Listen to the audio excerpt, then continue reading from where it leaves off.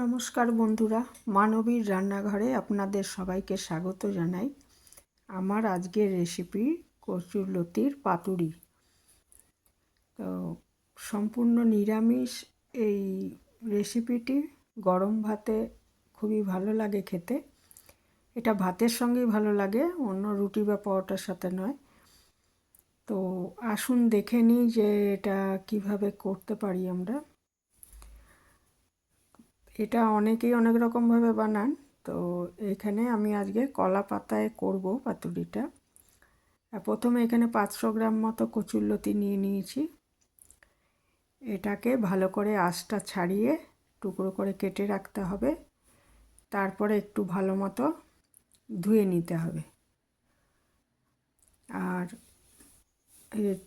টুকরো করে ধুয়ে নিয়েছি।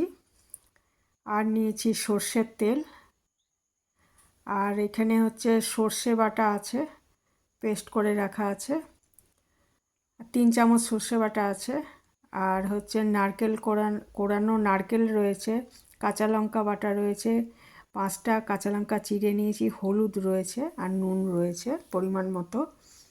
ইচ্ছে করলে এর মধ্যে সামান্য একটু চিনি দিতে পারেন। চিনি যারা মিষ্টি যারা একটু পছন্দ করেন রান্না, তারা সামান্য একটু চিনি দেবেন। আমি অবশ্য দিইনি।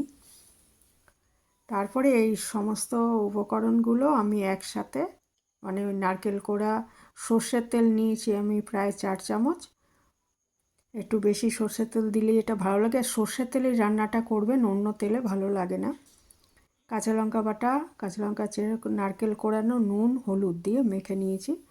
তারপরে একটা কড়াই বসিয়ে এতে আমি 2 চামচ আগে সর্ষের তেল দিয়ে নিয়েছি। দিয়ে এখানে এক টুকরো কলা পাতা আমি দিয়ে দেব।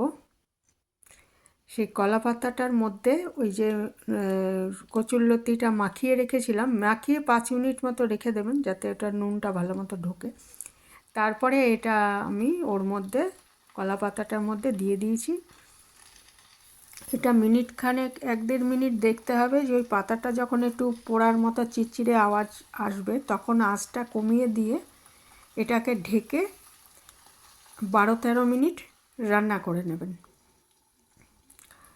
12-13 মিনিট পরে ফিরে আসছি। 12-13 মিনিট, এখন এটা একদমই আঁচটা অল্প করে রাখতে হবে, না হলে পুড়ে যাবে।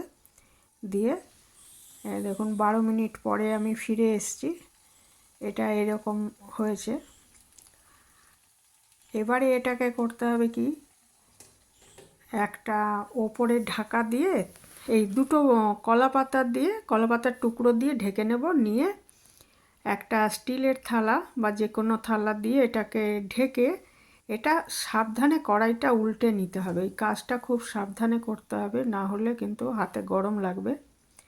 দরকার হলে আঁচটা বন্ধ করে পাশে নিয়ে তারপর এটা কাজটা করবেন। হ্যাঁ, করে দেখুন আমি উল্টে দিয়েছি। দিয়ে এবারে এটাকে আবার, মানে দুটো ওই যে কলা পাতা উপরে নিলাম, সেই দুটো এবার তলায় চলে গেল। দিয়ে এবারে ওই ইয়েটাকে, এটাকে আমি ওপরে নিয়ে এটাকে আবার ঢেকে মিনিট 15 রান্না করে নেব। মিনিট 15 রান্না করলেই এই কচুরলতিটা নরম হয়ে যাবে আর খাওয়ার উপযুক্ত হয়ে যাবে। মানে ওই দিকে 12 মিনিট মতো রান্না করেছি, আবার উল্টে দিয়ে 15 মিনিট মতো রান্না করেছি। আর এখানে আমি যে নারকেল কোড়াটা দিয়েছি, ইচ্ছা করলে আরও একটু বেশি দিতে পারেন, তাহলে আরও ভালো লাগবে খেতে। এবারে 15 মিনিট ওরকম অল্প আঁচেই আমি এটাকে রান্না করে নেব, তাহলেই এটা খাওয়ার জন্য তৈরি হয়ে যাবে। খুবই সহজেই এটা করা যায়। এই 15 মিনিট পর এটা একদমই তৈরি হয়ে যাবে। এটা এবারে গরম ভাতের সাথে পরিবেশন করতে হবে। এই ছিল আমার নিরামিষ কচুরলতির পাতুরি। এইভাবে কেউ বানান কি না জানাবেন। আর আজ এখানেই শেষ করছি। যারা এ পর্যন্ত দেখলেন তাদের সবাইকে আমার অনেক ধন্যবাদ।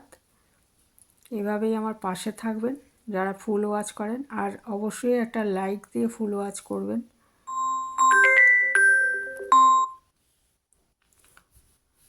একটা লাইক দিয়ে ফুল ওয়াচ করবেন। হ্যাঁ, আজ এখানে শেষ করলাম। ভালো থাকবেন সবাই।